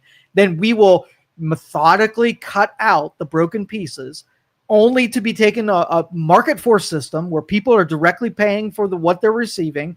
And just like I said, it's going to take 50 years to get enough people out of the broken system and on a system that's more pure and more market correcting or market gravities are placed on it. And then what do you do with the people that are left that truly are? Maybe it's 10% of what it is right now. Maybe it's 5%. But we don't know because it's inauthentic. We forced everybody into a broken system. And now those people are victimized because they trusted the government can come through on a promise that they made. And the board of directors are fighting over who's going to be in power positions, who gets left holding the bag. Voters. So the two parts of wisdom: get out of the system as quick as you can, neuter the system so that you it can't have an effect on you. And the next decision you make, whether or not to give it to the private side or give it to the public side, choose the private side. That is the 3 points of success. Like they're doing in schools. Wait to get a job or get a job. Yeah. Wait to have babies until you're married. This is the keys to success.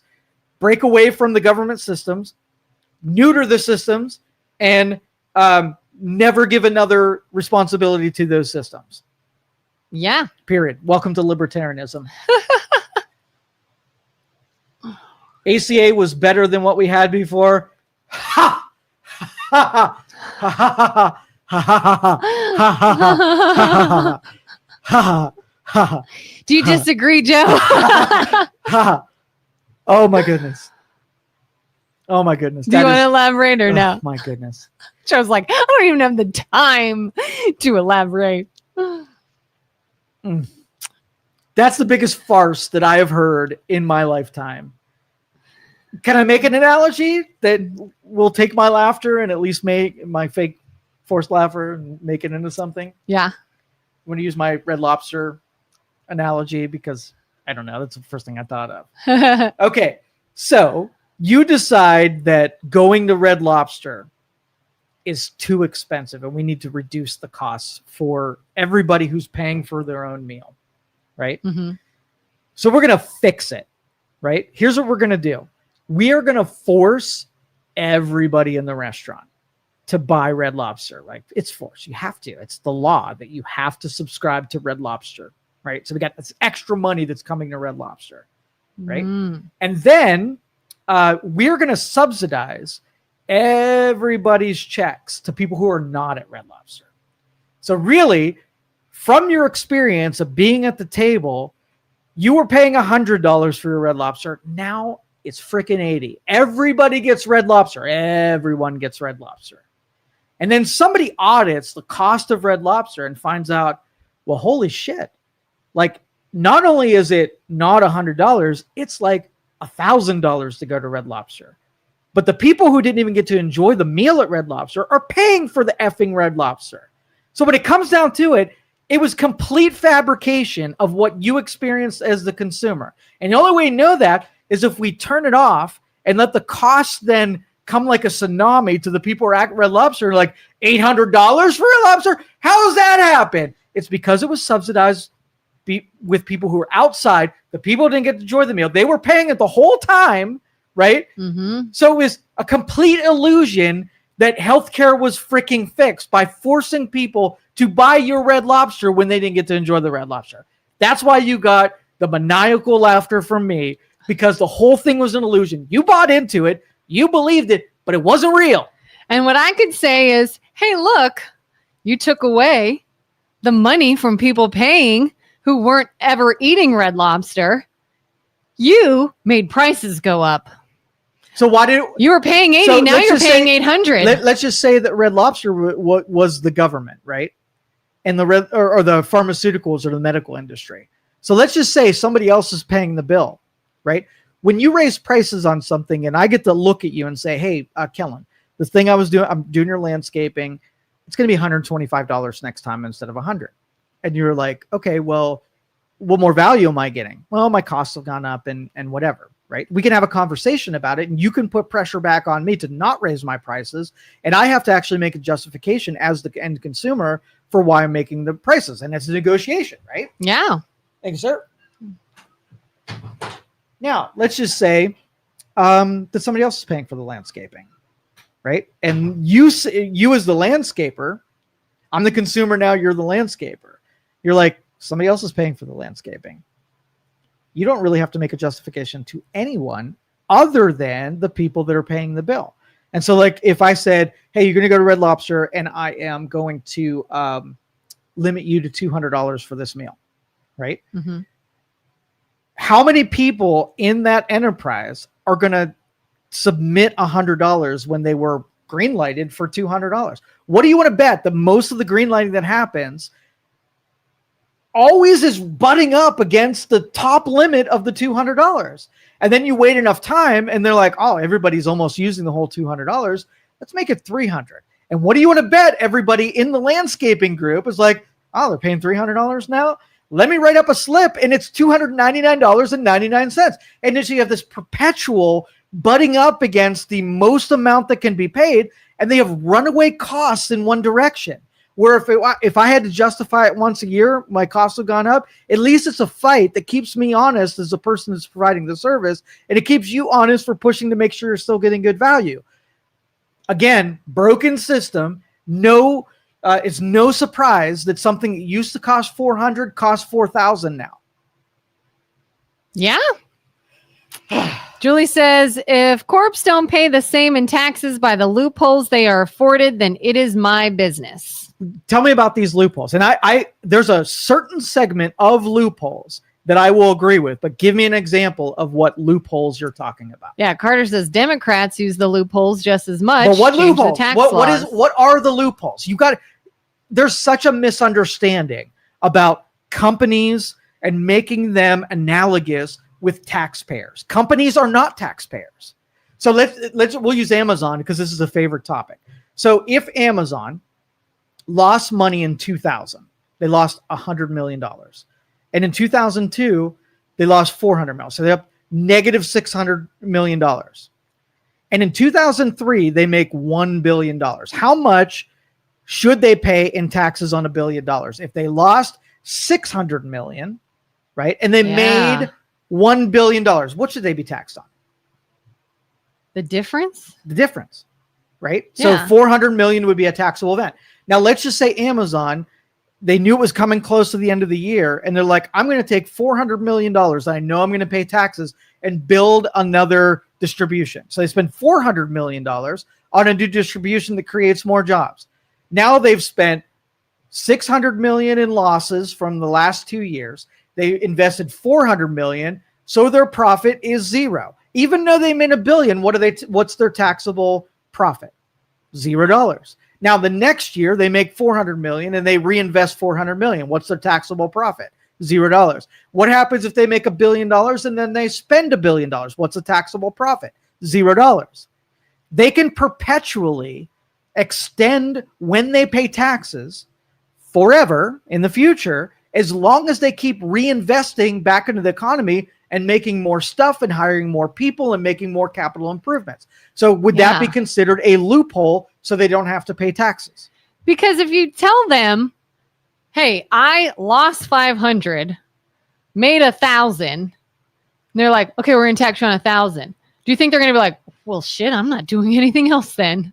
I'm not going to make another factory. I'm not going to create more jobs. I'm not going to do any innovations. You just lost me money. We're done here. And then everyone's like, oh, why can't we work at their factory? And why can't we make things in the United States? And why can't we lower the costs here?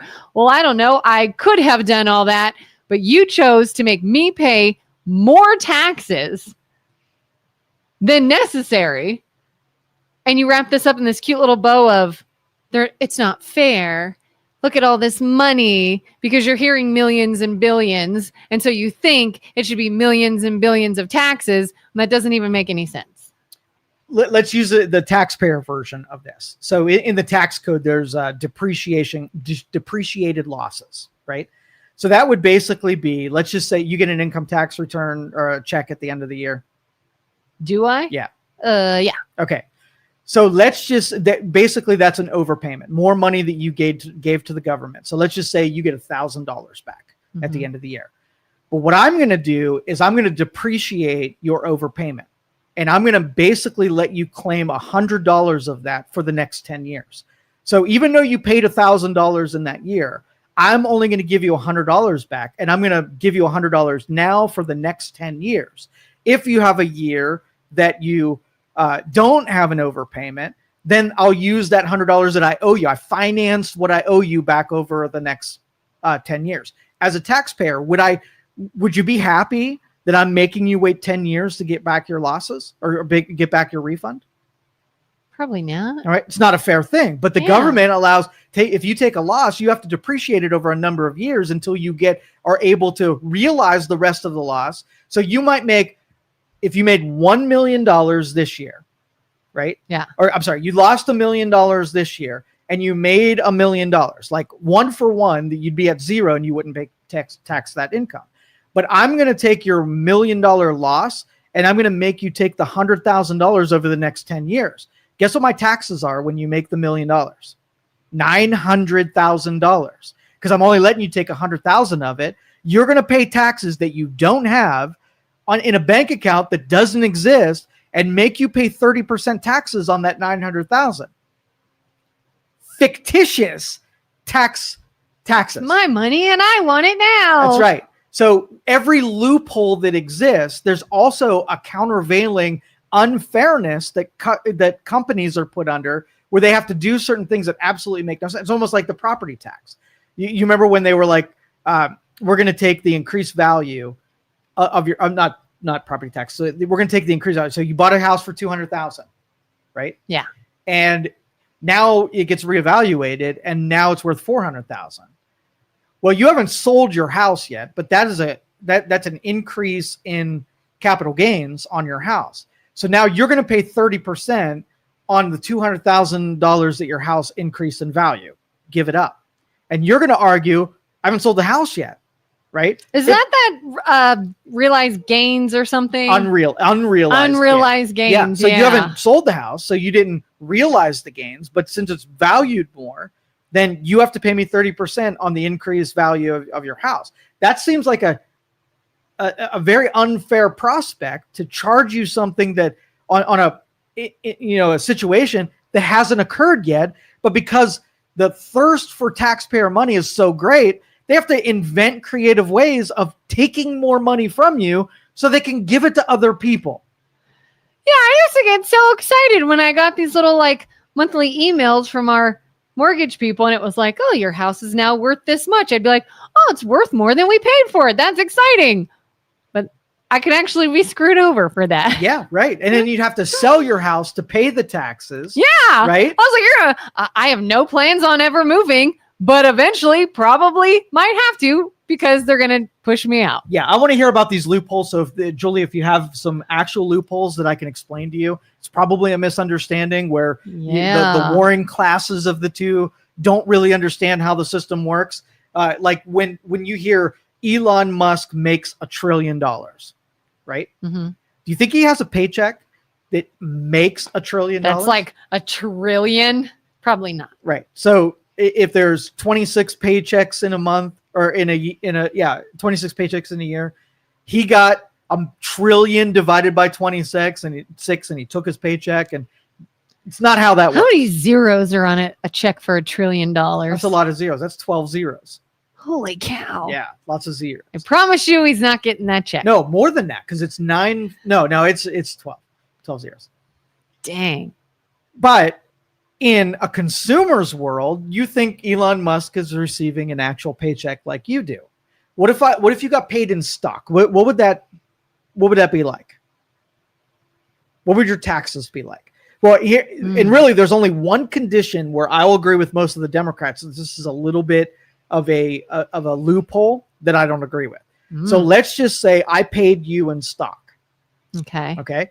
And you're not charged a tax on stock until it's sold. But I can go to a bank and get a loan that is leveraged based on my stock. And then I spend the money that I leveraged from the loan, 0 taxes whatsoever. So it's sort of this valuable thing. I can use the value of it whenever I want. Hey, give me this. I'll pay in this. I'll pay in this. I'm not actually giving it to you. I'm saying I have it. That's valuable enough, and it's not being You'll give taxed. me a loan, right? Yeah. That is pinned by the this value valuable of the thing stock. I As long as I have. don't sell the stock, then the bank doesn't care. They'll give me the money that's based on the stock, and I have gone around paying taxes in that deal, and it's a lot. And again, I'm not going to say a lot. I'm going to say a portion of people who are paid in stock take the luxury of being able to not be taxed on what they use as far as the loans go. And I'll argue that, and they should put an end to that for sure. Okay. Matthew says Trump is suing the Justice Department for the amount that the ballroom will cost. The taxpayers are paying for it. In all capital letters. Makes me want to do a fact check real quick, but I'm going to say you're incorrect. And I'm not in the blind. You're incorrect, and that's not true. Suing the Justice Department for what? What's the lawsuit? Good question. Matthew, share with us what the lawsuit is for, and give me a link, and I'll follow it. And I think it's untrue. Julie says, are you so naive as to believe that these people are not expecting favors? Ask Changpeng Zhao, Trump's crypto buddy that got a pardon. No, I'm not naive at all. In the political realm, talk to anybody who's actually in the political realm. When they do a deal, it's because of the favors that come along with it. So I will invite an illegal into the country, and they will vote for me. I will give a campaign donation because they're going to represent me. That is the name of politics. That's what politics does. So I'm not naive. That is the freaking game. Julie, you're being offered favors in return for something. That is politics. Everybody is. Carter says, how much government spending now is due to Biden letting millions of illegal aliens into the country? That's a lot of ballrooms. Yeah, it was definitely a quid pro quo, and that's the game of politics. And you do not want to put politicians in charge of something, because that is it's almost like take a skill set of a politician. It's getting stuff done by assembling a bunch of people that support you that will help you get that thing done. So if you have a lawyer that knows a prosecutor, or a prosecutor that knows a judge, that's an asset, because you can get more stuff done when you know a judge. It would be great if lawyers didn't know anybody and they let their case do their thing, Well, what happens when I get a call of favor in for a prosecutor because I've known him for 20 years and I golf with on weekends? That quid pro quo happens every day. Yeah. So when you give lawyers, that you pick a lawyer that has the most influence on the system, and they're a good lawyer, they can get a lot of stuff done. You take a public defender who's not respected by anybody and let them plead their case, and they're not as effective. But when you play that game, you have to know you're playing that game and limit your exposure to that environment. Like, it blows my mind. It blows my mind. Julie says Obama paid for his basketball court out of his own pocket.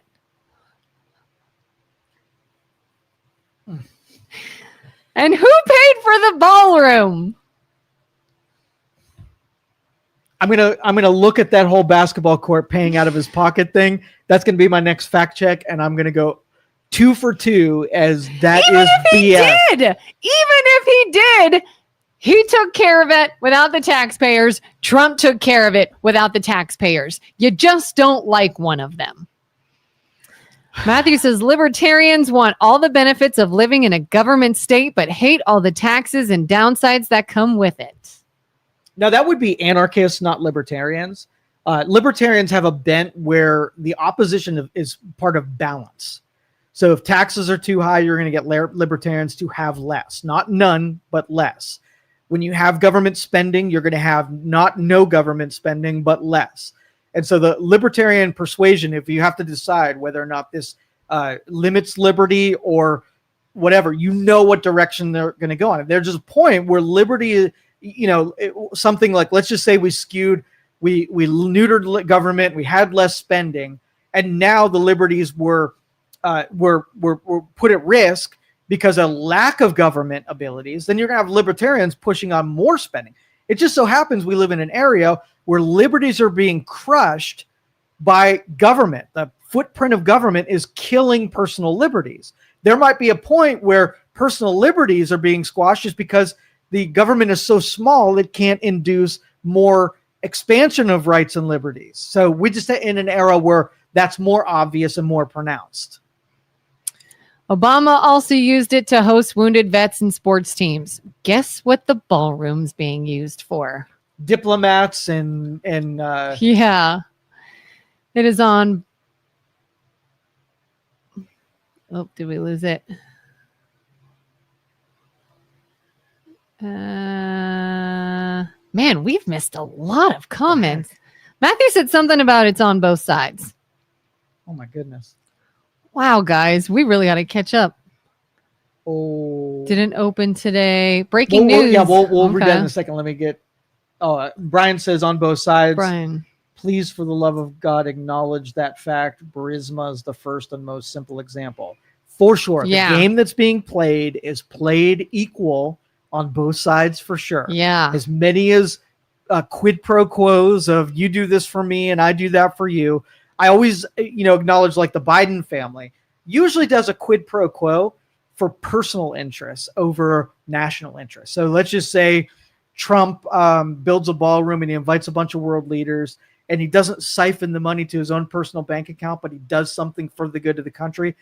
That is not something I'm comfortable with, but I'm more willing to tolerate. If Hunter Biden uses the influence to be able to put money in his local bank account, he should be hung. He should never be able to touch the levers of government. But the temptation that once you go from using quid pro quo for national interest is so easily then done for personal interest, that dividing line needs to be suspicious of. And as soon as you give me an example where Trump uses a scam coin for personal enriching versus putting that money into his campaign or whatever, I'm looking, but hasn't materialized in the world yet, but I'm open to it. We'll give it time. Why does government healthcare work in every other civilized country, but we can't figure it out? Because the United States is the sugar daddy for all countries. So let's just say you have the Nordic countries, right? The Nordic countries are little sugar babies out there. Right? National sugar defense. Babies. If we get a threatening country of the Nordic states, they're like, oh my, I don't have a Nordic impression, so I can't even say what I don't Nordic even people know sound. what. Yeah, And they're like, we didn't do military because we were doing healthcare. United States, will you help us? Diplomacy. Oh, we don't have an economic force in the world. United States, will you help me? Oh, we're not developing our own pharmaceuticals because we don't have the economy to support that. United States, help us. So those Nordic countries, if they were actually paying for all the services the United States that they're benefiting from, they would be 120% in taxation, but we're doing it for free, right? And so again, Canada can give you all the healthcare that they want so long that there's a United States that is footing the bill for everything that they experience. And is it going well in Canada? I've heard all these people say it's awful because wait times are horrendous. You can't get anything you need. You're like waiting months for a test or an appointment. And it's all being subsidized by U.S. taxpayers who are economy is making all of that happen. You get the United States to disappear, and with socialized medicine, and there's no market forces at play. Who becomes the United States and does that for the rest of us? Because we need to have our sugar daddy lined up before we decide we're not going to be sugar daddy anymore. Who's it going to be? Who's doing it well enough? Who's our sugar has the daddy? economy to support it? Who has the defense mechanisms? Who has the diplomacy advantage?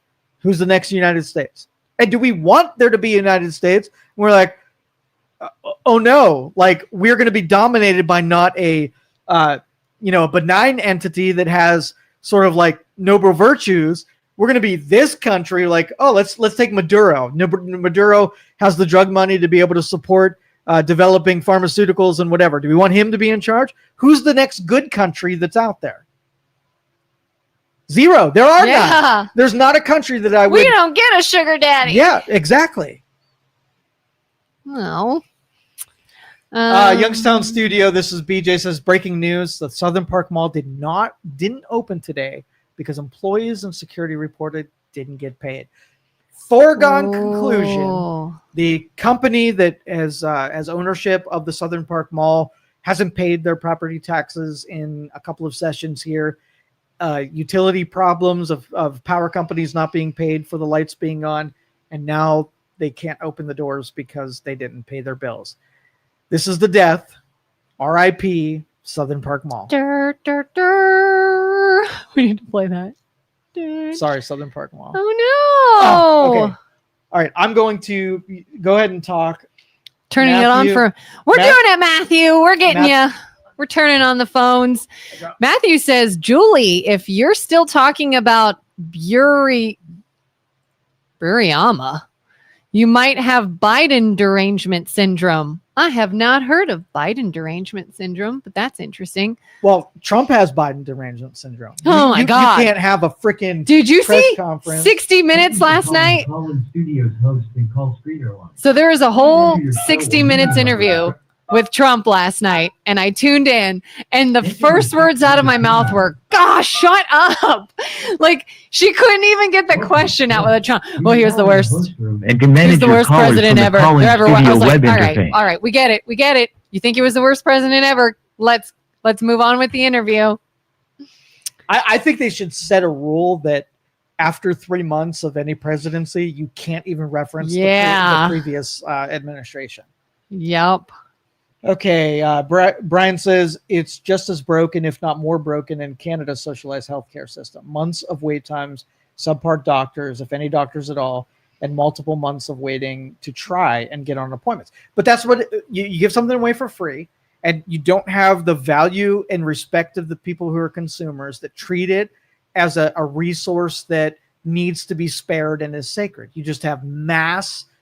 And you can't help it, but you have to defend, or else you're swamp the lifeboats, and that's just. Should we check our time if we are getting a call from Matthew? 10:55. Oh, we only have 4 minutes. Damn it, Matthew. I would say, Matthew, if you call, you might have like 30 seconds to state Matthew your said, case. "Why should companies pay taxes only on the difference when I don't get to do that? The difference of what?"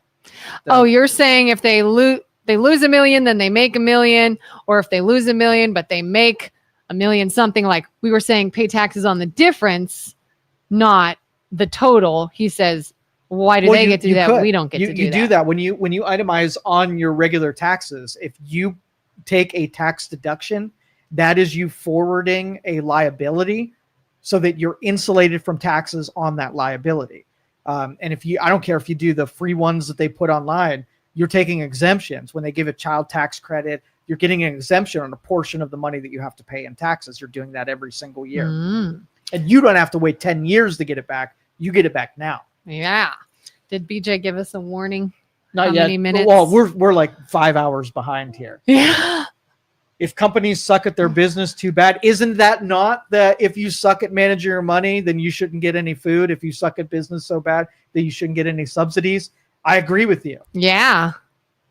Oh no, I think we have Matt, but I don't know if we have Sorry, time. Matt. We only Matt, have like a minute, so we'll get you this week, Matthew. We Elon promise. funnels his money into the Musk Foundation and sucks at the tit of government. Bezos makes $250 billion and pays nothing, only because of the extreme losses and those. You got to give me the loophole though, because I'm really interested if there's one that I don't realize exists, and everyone that I've been told is a loophole, easily explained by a manipulation, creative, whatever. But the deal is, like, there's an eventual time where you have to realize a gain in the future. You can't just, let's just say Amazon or AI or NVIDIA always take their profits and every year invest in more infrastructure in the future. Then they can literally kick taxes down the road forever. But then you look at the economic improvements. If Amazon has 1,000 distribution facilities and millions of jobs, did you not have a realized benefit from allowing them to take what money that would be taxed? So let's just say their tax burden was $1 million, right? If Amazon using that $1 million and building a facility and creating jobs versus giving the $1 million to government, where is there a better benefit on society? I'm going to go the Amazon route. I think we're out of time. Damn it. There's so many more comments. Time we could go flies when you're having fun. Hour. Stock buybacks. So stock buybacks, let me take the next minute and tell you what a stock buyback is? No. We're going to put it in terms so that everybody understands. What's a stock buyback? So a company issues stock to raise capital to make some kind of improvement. So you divide the operations of your company into buyable shares, and then somebody gives you money for that share and they own that, right? And so when you want to raise money, like if I wanted to buy a big piece of $1 million equipment, I would take my revenue, separate it, offer it to sale for other people, right? And then so when you buy the shares, you're saying, I think your company is going to be worth more if you make the improvement based on the money that I'm giving you. If you buy the piece of equipment, it's going to increase your revenue, and then my share will be worth more money.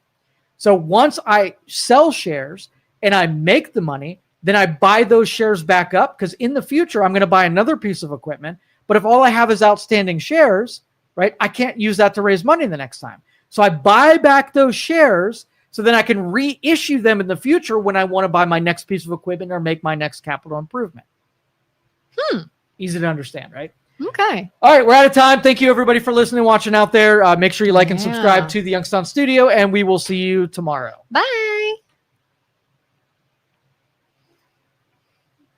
Thank you for listening to this show on Youngstown Studio. This is original Youngstown content. Feel free to share our videos and tell your friends about us. Don't forget to subscribe to our YouTube channel and follow us on Facebook. Thank you.